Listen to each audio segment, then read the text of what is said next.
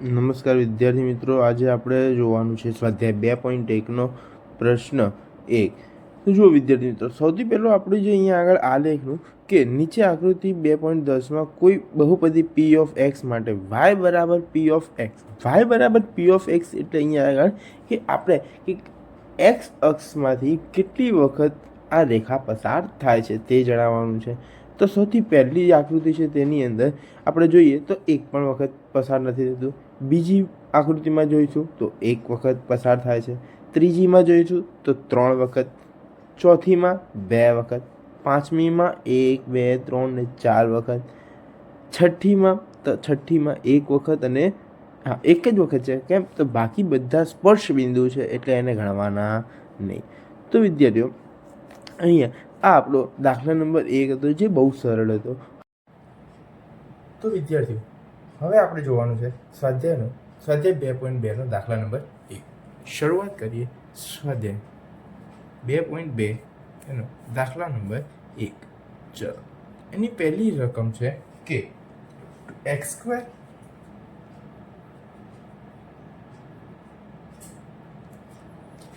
ચલો, અહીંયા આપણે અવયવો પાડવાના અને શૂન્ય એટલે કે શૂન્ય શોધવાના અને શૂન્યનો સંબંધ ચકાસવાનો છે.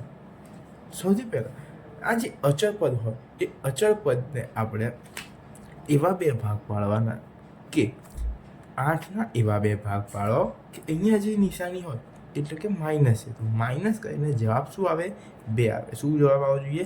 2. ચલો, કેવી રીતે થશે? તો 4, 2, 8. બરાબર, ઓકે સર, ખબર પડી ગઈ. પણ હવે આ 4, 2, 8 તો 4માંથી 2 ગયા તો 2, પણ અહીંયા આગળ -2 છે એટલે કે એવા બે ભાગ પાડો કે માઇનસ કરીએ ને તો -2 જવાબ આવવો જોઈએ. તો એક સિમ્પલ એક રૂલ છે કે જ્યારે બી કોઈ સંખ્યા માઇનસમાં આપણે આન્સર લાવવાનો હોય અને છેલ્લી અહીંયા આગળ માઇનસ હોય, પાછળ માઇનસ હોય, ત્યારે બંને નિશાનીઓ અલગ અલગ આવશે. બંને નિશાનીઓ કેવી આવશે? અલગ અલગ આવે તો અહીંયા કઈ મૂકવાની ને અહીંયા કઈ મૂકવાની? તો અહીંયા પહેલી જે આપી હોય એ મોટા આગળ અને જે બીજી સંખ્યા છે ત્યાં આગળ એની વિરુદ્ધ નિશાની એટલે પ્લસ. ચલો, હવે આપણે આને અહીંયા લખી દઈએ તો કે x² - 4x + 2x - 8. ચલો, હવે આપણે આ બેમાંથી કોમન કાઢીએ તો બેમાંથી કોમન શું નીકળી જાય? x કોમન નીકળી જાય. કૌંસમાં શું વધશે? x - 4 વધશે. આ પ્લસ એમના આમાંથી કોમન શું નીકળી જાય? 2. ચલો, અહીંયા કૌંસમાં વધશે x - 2 ચોક 8 થશે. એટલે આપણો એક કૌંસ બન્યો x - 4 અને બીજું જે 12 વધ્યું એને એક કૌંસ આપી દઈએ એટલે કે x + 2. હવે બંનેને 0 આપી દેતા, બંનેને શું આપી દઈએ? 0. તો x - 4 બરાબર 0 અને x + 2 બરાબર 0. માટે અહીંયા શું થઈ જશે? x બરાબર -4 બરાબરની આ બાજુ જાય તો +4 અને આ પ્લસ શું છે બરાબરની આ બાજુ જાય તો -2. અહીંયા આપણા આ બે શૂન્યો આવી ગયા. હવે આપણે તેમનો સંબંધ ચકાસવાનો. ચલો, શૂન્યોનો સરવાળો. તો સૂત્ર શું હતું આપણે શૂન્યોના સરવાળાનું? તો સૂત્ર હતું -b/a. શું હતું સૂત્રનું? સૂત્ર -b/a.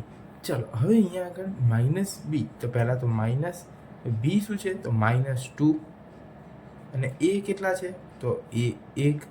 ચલો, માઇનસ પ્લસ થઈ ગયું એટલે 2. બરાબર. હવે આપણે સૂત્ર વગર એટલે કે ડાયરેક્ટ કરીએ તો શું થાય? આલ્ફા પ્લસ બીટા બરાબર 4 + -2. 4 + - એટલે 4 - 2 એટલે કે 2. ચલો, હવે શૂન્યનો ગુણાકાર. તો આલ્ફા × બીટા, તો 4 × -2, 4 × 2 = 8 અને -8. ચલો, દાખલા નંબર 2. તો અહીંયા આગળ જ્યારે 1 હોય અને અહીંયા આગળ જે સૌથી મોટી ઘાત એટલે કે 2 એ સૌથી મોટી ઘાત છે તો એની આગળ જે સહગુણક હોય એનો ગુણાકાર, તો 4 × 4. તો અહીંયા શું કરવાનું કે 4ના એવા બે ભાગ પાડવાના કે પ્લસ કરીને જવાબ શું આવે?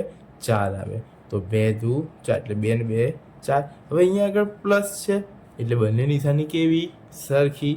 ચલો કઈ આવશે તો અહીંયા માઇનસ છે એટલે બંને માઇનસ, માટે 4s² minus 2s minus 2s plus 1 બરાબર 0.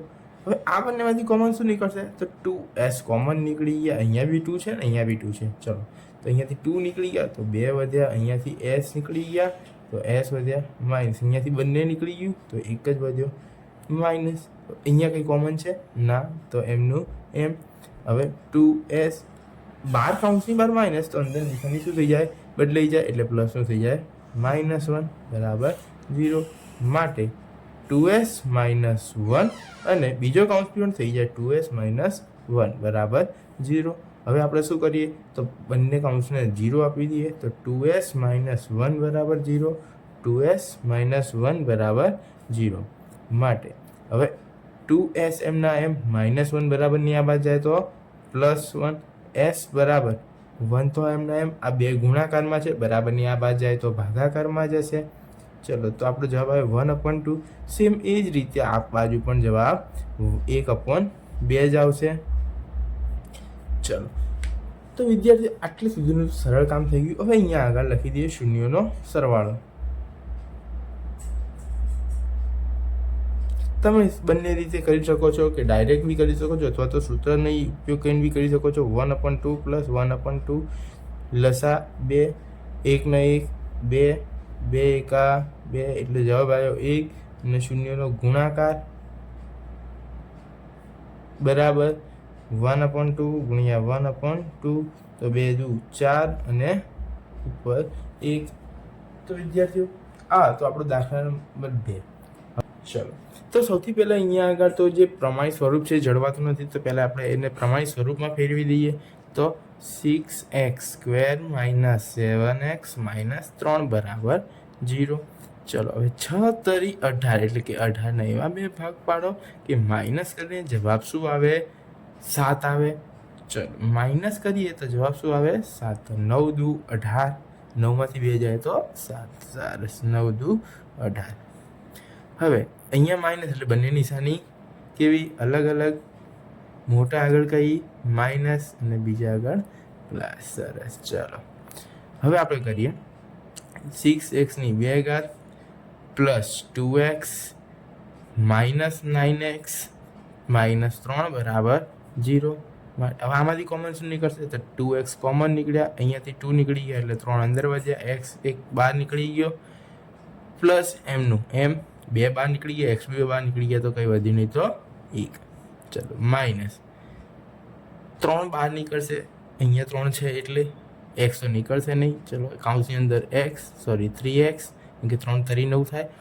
ચલો માઇનસ છે તો પ્લસ થઈ જશે કે બહાર નિશાની માઇનસની છે તો +1 બરાબર 0.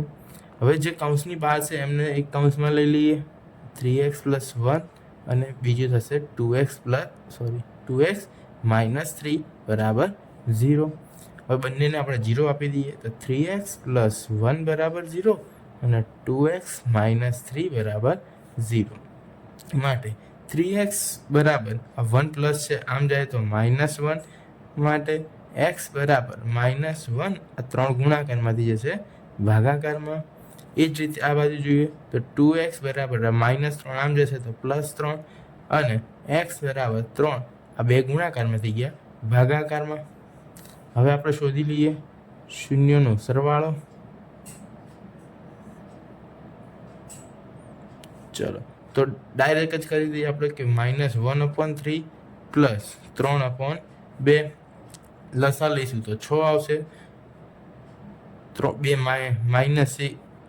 એકા 2 એટલે -2 પ્લસ એમનું એમ 3 તરી 9 તો +7/6. હવે શૂન્યનો ગુણાકાર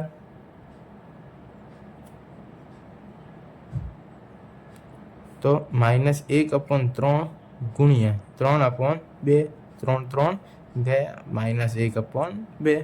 તો વિદ્યાર્થી મિત્રો તમને આસાન લાગી જશે.